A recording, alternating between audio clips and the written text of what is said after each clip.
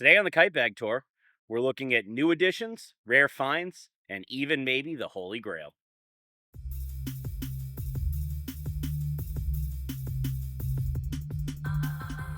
Welcome back, everybody. My name is Jesse, and today we are back for another episode of the Kite Bag Tour. It's been a hot minute since we've done one of these, and I've picked up a few new toys. I also picked up a couple of rare finds, and I've even got a couple of kites on loan from a friend to share with you. And those two, well, those are something really special. Uh, they might even be the Holy Grail in terms of North American sport kites. And they got lent to me for a few weeks to fly, and I couldn't help but take some time to share them with all of you. So sit tight. We're going to get into this. The first kite I have to share is the biggest sport kite I have ever owned. So you can probably see how tall this kite is even before I get it all the way into frame. This is not the biggest kite I've ever flown, and it's not the biggest kite in the house. My dad's Banshee Pegasus probably holds the distinction of the biggest kite in the house, and the biggest kite I've ever flown personally was a level 1 Thor's Hammer, but this is darn close to that big. Most full size kites are like 2.6 meters, 2.5 meters, right in that window. This is the new Diva by HQ, and it is a full 3 meters. As I usually give you guys for reference, I am about 5'8", and you can see the leading edge is well above my head, tip to nose.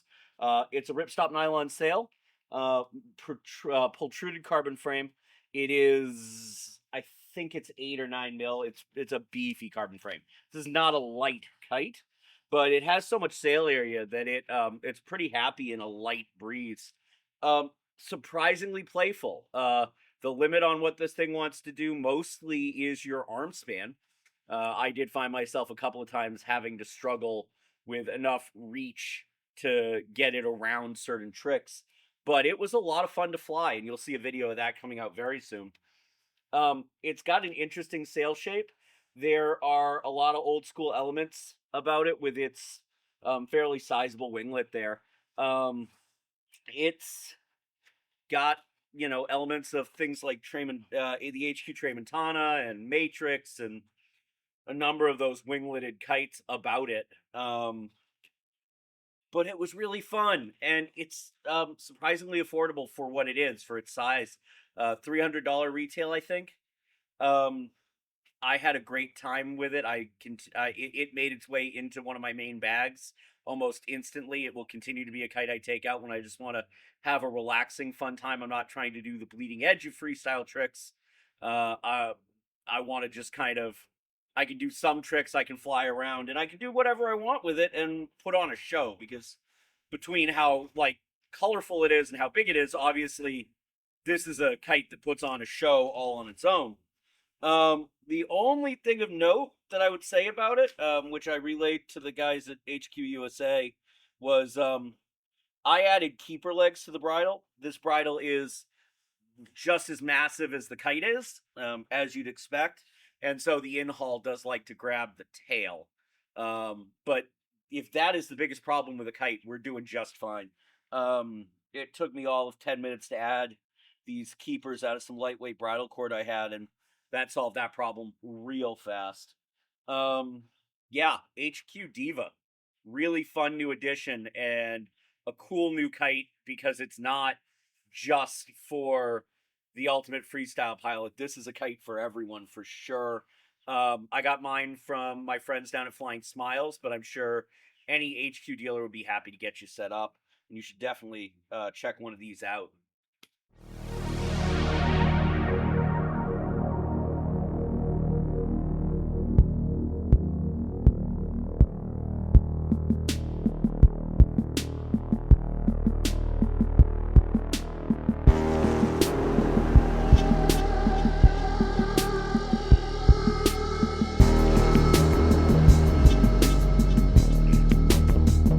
This next one is another new HQ edition for me.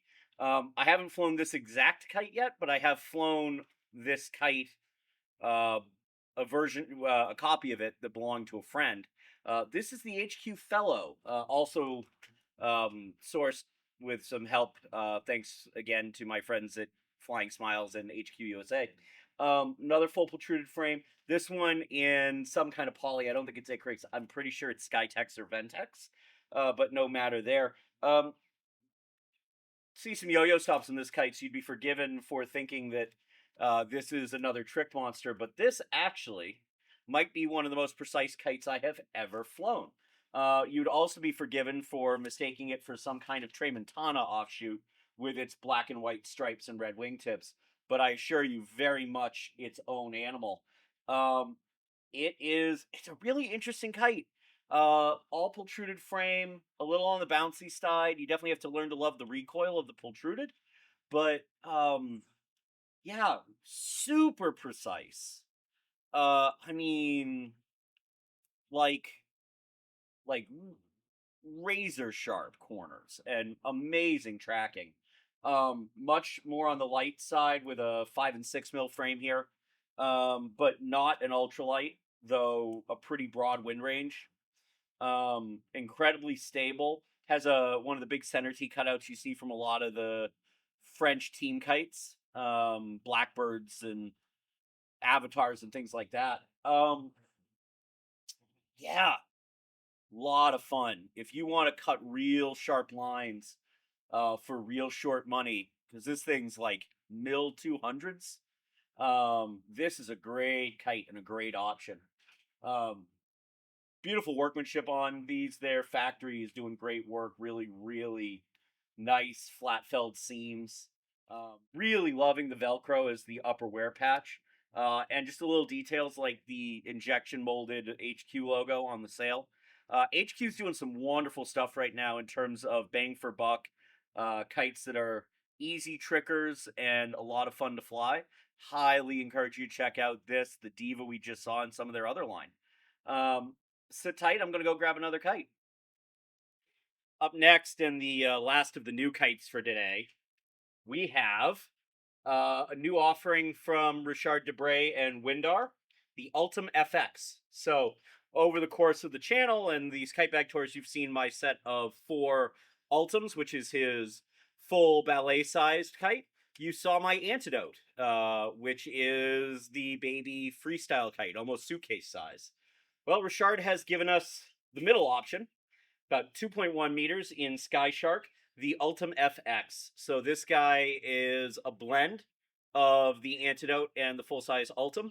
Still has enough mass and momentum to do quick and easy, multi lazies and quick and easy multi axles and even multi tazes. But it's a little more deliberate, like the Ultim. Has the Ultim's 3-point bridle. It's a 3PT 300 spine. I believe the leading edges are a similar taper and straight combination of 5PT spreader. Those R Sky, the R Sky yo-yo stops that I'm so fond of. These great captured fittings and pocketed protected uppers, and that really awesome tarpaulin nose that's super durable you see on a lot of those European kites right now. Immaculately made. The guys that are sewing these do some incredible work.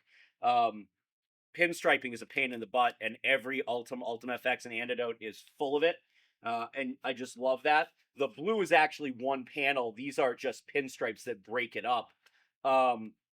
This one is in royal and purple. You might remember my standard Ultim in midnight and purple in the same orientation. And since I didn't know this kite was coming when I ordered my Antidote, it is also in midnight and purple, but in the flipped orientation. Almost makes me want to get another Antidote with a sky blue up here so that I get, transition through the colors as we get smaller. But that might be something for the future once I wear one out. This is number 10. I have not spent a ton of time flying it yet. I've been so busy flying stuff that people have lent me and flying other stuff and getting ready for demos to perform at like the Newport Kite Festival and some other stuff that I really haven't had the time to get around to flying this the way I should so that I can film it and bring you some of that. But I'm going to do that very soon. This kite also has a great story. got hand delivered to Team USA at the World Kite Cup, and then Paul DeBacher brought it back to the States for me. Um, so, by the way, thank you, Paul and Waddy and all of Team USA for playing pack rat for me so I could get a new kite. Also, thank you to Richard for helping facilitate that and bringing it. Um, I don't have video of this yet, but you don't need to look too far to find some really incredible video of this kite in action. Richard flew it to the win at the Euro Cup, and I believe he also won World Kite Cup on an FX. And his FX video is both some of the most beautiful backdrop for a kite video and some of the most incredible flying I've ever seen. I've said it before. Richard is one of the guys I can watch fly all day. So definitely go check that video out. Yeah, it's really impressive that he's managed to make three kites out of one more or less basic shape. Tweaks the bridle, tweaks the framing, but just scaling a kite up and down doesn't always make a kite that flies. It's really incredible that the Antidote scaled up to the Ultim and then scaled back down to the FX, and all three kites are good. Not just like flyable, but really good. The Ultim and the FX share the 3-point bridle. The Antidote is a reverse turbo bridle. There's some other little tweaks. Obviously, they each have their own framing packages. I fly an Aero Stuff Ultim. The Ultim comes in a Sky Shark, a hybrid Sky Shark Aero, and a full Aero frame. This kite only comes in Sky Shark. The Antidote only comes in Sky Shark.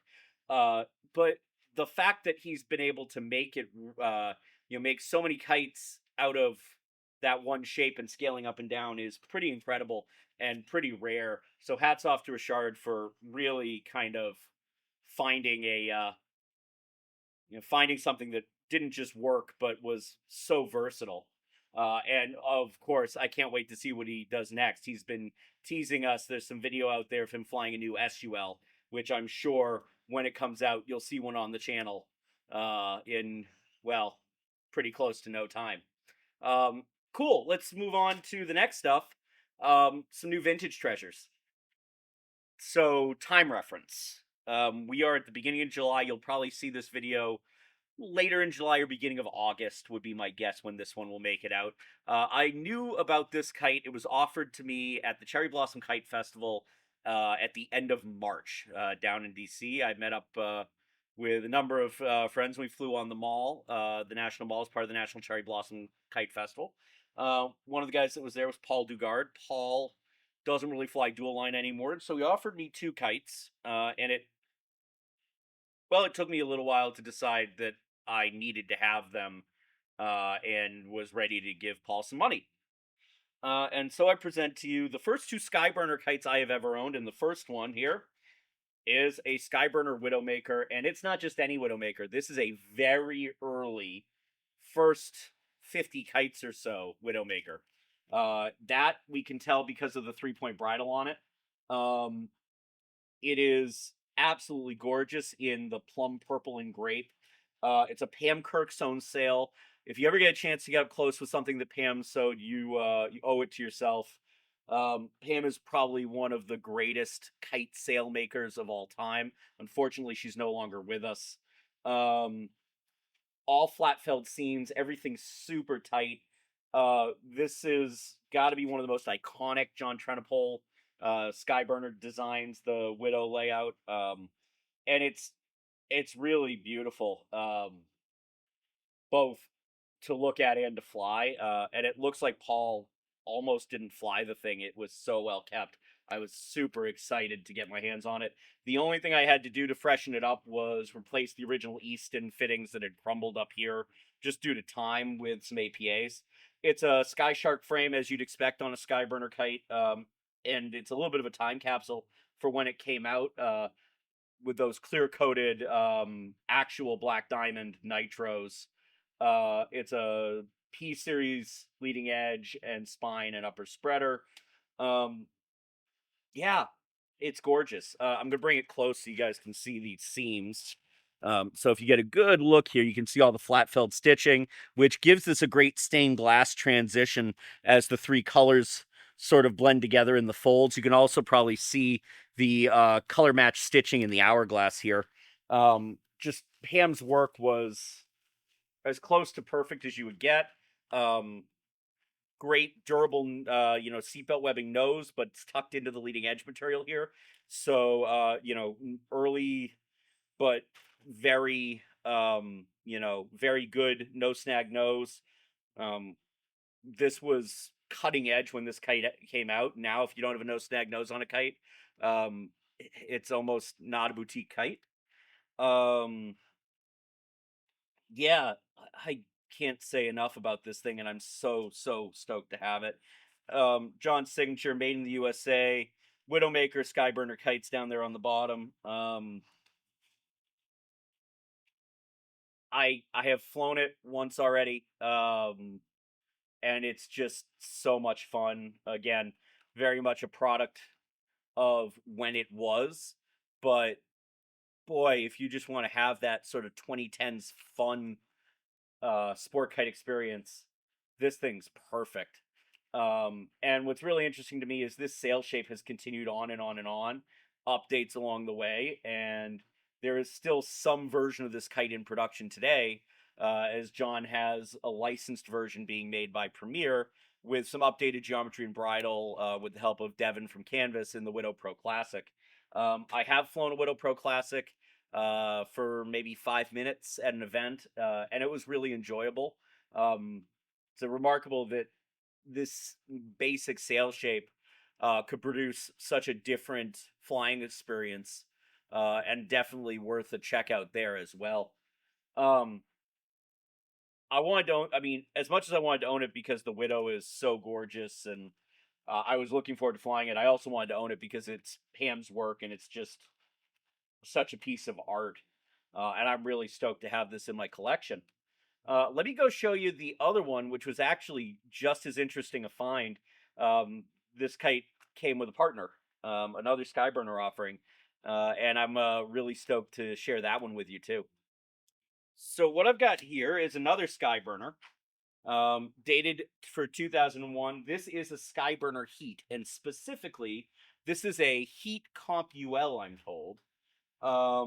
It's a cool little kite. I love the winglet batten to standoff configuration and a little bit of camber. That very 2001 trick line on it. Again, I haven't gotten a chance to fly this one. I haven't had much call for a UL recently. Um, it's gorgeous in this blue and royal, with the charcoal and black. Very Blue Angels-y. Um, it's interesting. Deceptively deep in the tunnel, but again, because of the winglet's very wide, I think it's going to be a lot of fun to do, a lot of rotational stuff, Taz 540s, slot machine type tricks. And I'm really looking forward to playing with it for that. It's definitely another sort of time capsule kite. This is very much the bleeding edge of 2001 kite design, and John was definitely playing with the stuff that was trendy at the time. It's an interesting bridle, AOA adjustments down here that also act as adjustment for the little turbo leg setup. Um, I actually just noticed I've got to do some untangling because the in-haul is around the spine and inside the trick line. And I also have to do one quick repair. The toe point loop is missing on the other side of the bridle, but that's not a huge deal. I'll probably make two fresh ones just so they match weight and everything. But it should be a fun kite and a fun thing to sort of throw around the sky and watch it spin. I'm looking forward to getting it out. It's also just a nice time capsule. Hot take, maybe. One of the reasons I like Aero stuff so much, though, I miss the unsanded tubes. That's the look of a kite stick that I grew up with. The unsanded wrapped spars. Some weird camera trouble there, but like I was saying, I'm really stoked to have this example of the sort of early 2000, late 90s Skyburner in the collection, and another rare one, and with some features just sort of aesthetically that I kind of miss from the kites I grew up, like the unsanded tubes. Looking forward to getting this one in the air, and keep watching the channel. You'll see some video of that soon. And now we come to the Holy Grail part of the program. So backstory. I have been last month or so. I've been meeting up with some friends down at Newport. It's about a 2-hour drive for me, and it's about an hour for pretty much everybody else. And we've been flying together. And one of the people I've been spending some time with again is my last pairs partner from the 2010s when I was flying Sabres, Doug Coates. Um, Doug lent me a couple of kites, which you've already seen on the channel in shorts. And he lent me two kites that quite possibly are the Holy Grail in American sport kites.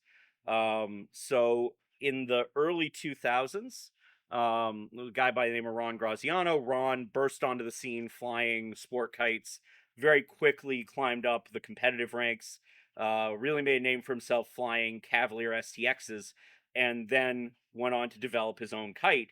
And they were produced in incredibly small numbers. You couldn't just buy one from Ron. He'd make them for some friends, he made them for some competitors, and occasionally he'd put one in an auction. That kite is called the Machine, and Doug doesn't have one, he has two, and he lent them both to me.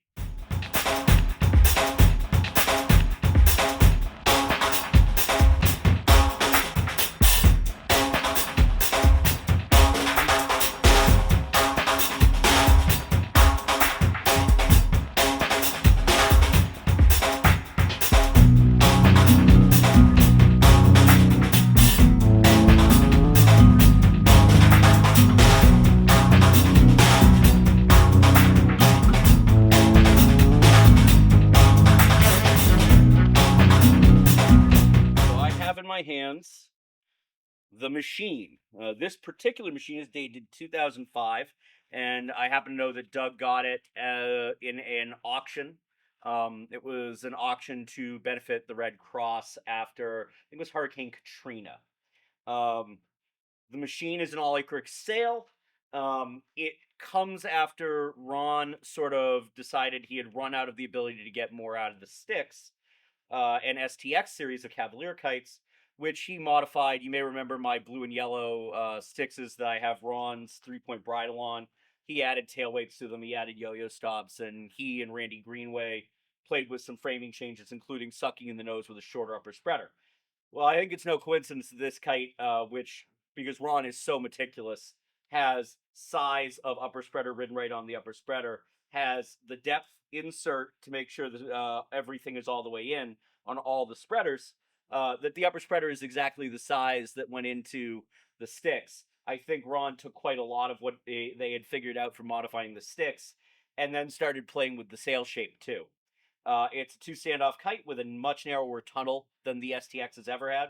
It does have two alternate positions for the inboard standoff. This very interesting mylar configuration and reinforcing on the tail, and no leech line. This kite rumbles its way around the sky. Um, Ron's work in this kite would do a lot of inspiring for Will Sturdy, and the Sturdy Saber, the standard Sabers also have no leech line and a bunch of mylar on the trailing edge, and this is pretty much where that came from. Um, it's a protruded spine, which is kind of interesting. He's got an Avia style T, the sleeved T here. This kite is otherwise all Aero Gold S. Um, it's an interesting ferrule in there. He's actually using a straight solid carbon ferrule sleeved into the Aero stuff so that you can use that Avia T, and it has helicopter tape on the middle of the spreaders to help protect from bridle wear when the kite's on its back. This has got to be the most intuitive kite I've ever flown. It is remarkable how quick this kite is to connect with, and that some of that might come from the amount of time I spent flying the kites that Ron flew and loved before Ron developed this kite.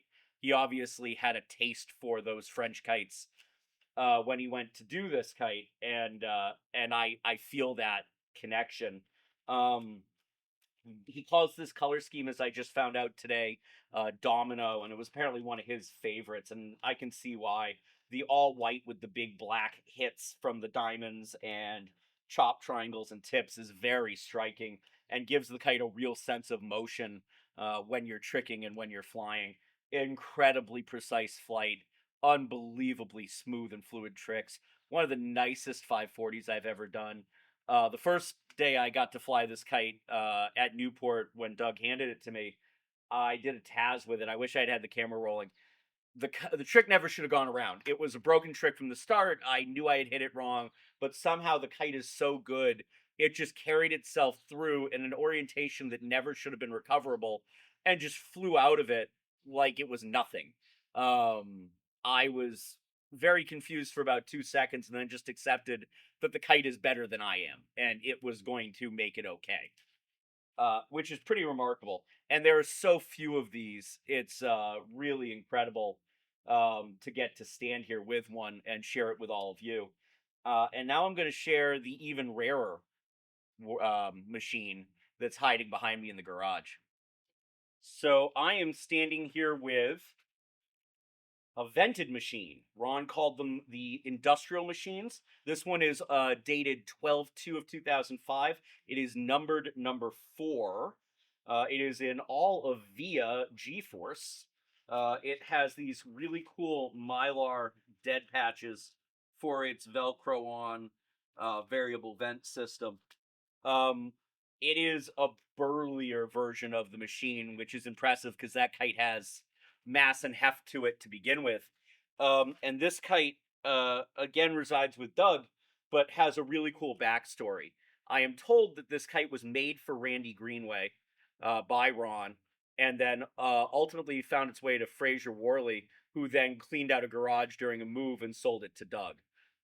Incredibly special to see one of these because there were so few vents to begin with. And I have not yet gotten to fly this one, but I'm really looking forward to it. The venting layout is very, very well thought out, and the amount of individual patches here really allow for a customs pressure that should accommodate a wide wind range. Overall, too, Ron is very methodical in his construction, and you can really see how precisely everything was laid. All the panels, all the cuts, everything's super sharp. Um, this is an early period in kites to see all the covered fittings, and again, the R Sky um, yo-yo stops. One of the interesting things here is Ron has a full cutout, and he's actually back cut a slot into the normally sleeved R Sky yo-yo block to make them easier to change should a leading edge change be required. Again, the helicopter tape on the spreader to protect it when the kite's on its back and rolled. Again, all labeled sticks with little marks to indicate when they're fully bottomed in the APAs. Just beautiful workmanship, really precise, matches the way Ron flew in every bit, and I'm really stoked to get to spend some more time with these, and really thankful to Doug for letting me borrow them. Um, that is it for today's Kite Bag Tour. Thank you so much for watching. I hope you enjoyed this and enjoyed getting to see the new and old and the treasures and the Holy Grail. As always, thank you all for so much for liking, following, subscribing, and sharing. We will see you out there, Skyrider.